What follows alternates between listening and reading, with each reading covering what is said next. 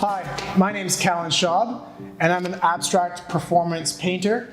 You might have seen my videos here on Instagram, YouTube, or TikTok. I'm most well known for my unique process of using various machines, spinning apparatuses, and swinging trapezes, and sharing my process here online. Today, you're going to get a tour of my studio, and I'm going to show you how you can make a piece of your own inspired by my work. Art for me has been a lifelong journey. I've always created art, and it's really been about continuing that process and keeping that sort of childlike wonder alive as I got older. When I was younger, my mother was actually a big inspiration for me. I struggled with dyslexia in school. With dyslexia, reading and writing is difficult. Spatial and arts can quite often be better, and so she encouraged me with the artistic path. And so that is something that I held true for the rest of my life, and to this day. I'm excited to walk you through my process so that you can do an inspired version at home for yourself. Today, we're going to focus on the hand pour technique, which is something a little bit more sympathetic to working at home, because in the studio here, I've got the whole arena and it gets quite messy. When you're working at home, you can use something a little bit more scaled down. I would recommend a Lazy Susan or a sort of a cake stand. I've got one here. I just picked this one up at IKEA. It's already got some paint on it, but it's a rotating surface here. And you can put your canvas, or you could put your sculpture on there. And as you're pouring, you can spin it. It doesn't need a lot of torque. You can go kind of gentle with the spin. And then as you're pouring, you can get a spin like that. One of my favorite parts about this process is it's super messy. You're going to want to wear either some gloves if you don't want to get your hands dirty, and you want to put a garbage bag over your table or some paper, maybe even some plastic on the floor. Depends how crazy you're going to get. The mess is part of the process, so just prepare for it and have some soap and water nearby to wash up afterwards. Before I discovered this quote-unquote spin art, I was exploring with everything: sculpture, woodworking, and metalwork, and conceptual work. But then I was taking a painting course in my second year of university, where we were giving a mandatory assignment that was we could do whatever we like. And I thought that was really interesting. So I was watching everyone in the class sort of approach their canvas with a paintbrush and start to render an image. And I thought it was a great opportunity to just be different. I ran down to the potting department and I got a potter's wheel. I strapped my canvas to it and started to spin it around, and the paint started going everywhere. And that was where I first developed my love for the chaos that can be found in the natural motion of paint. And I just kept on trying to innovate with that and develop the swing and the chalice of chaos, which is just like a bucket with holes in it.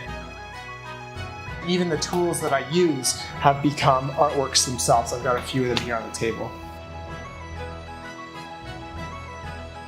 I really think that there's a large younger audience that likes my work and is inspired by it, especially on TikTok. All of them I consider to be, creatives, and I want to encourage them, because the online space can be sometimes a negative space, and I really want to just kind of break that mold and really lead by example and show people how we can encourage one another, and art should really be for everybody.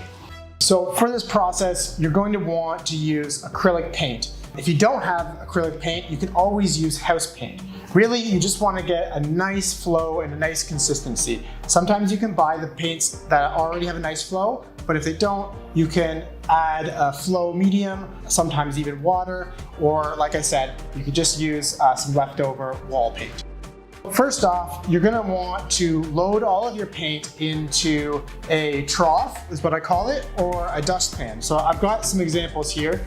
I actually turn them into artworks after the fact, but here's a little one, and you can construct it out of wood, or you could even do it with cardboard.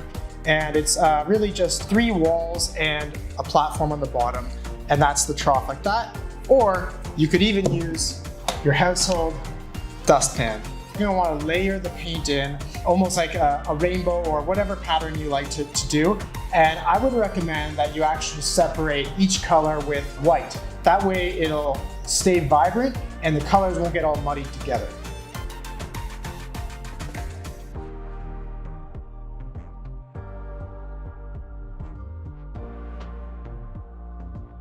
Once all your paint is ready, you want to make sure that you've got a nice white canvas, and you can even pour over a sculptural item.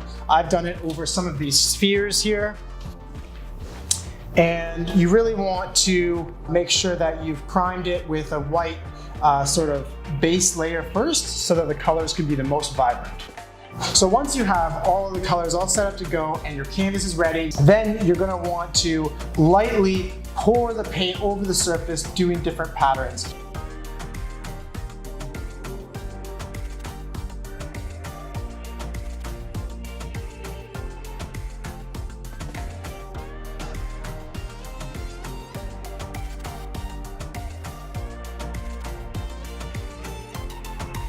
So once you're finished creating your masterpiece, then you just go ahead and let it dry overnight.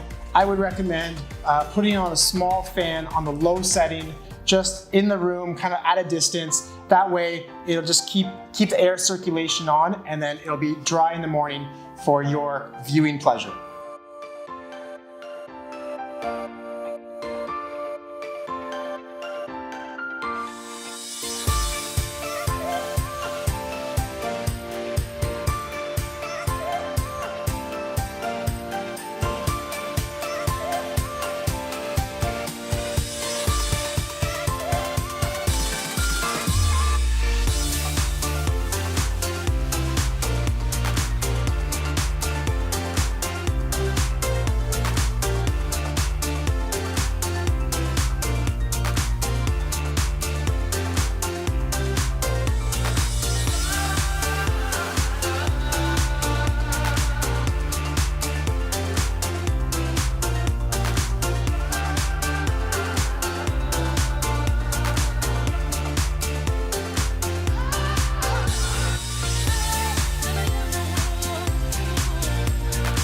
Here we are in the arena. This is the spinning machine that I've made. The canvas goes on here, and pedal the crank back here. It makes quite a mess. Hopefully you don't get too messy at home, or hopefully you get just messy enough. Enjoy the process, and thank you so much. Good housekeeping, and we'll catch you next time.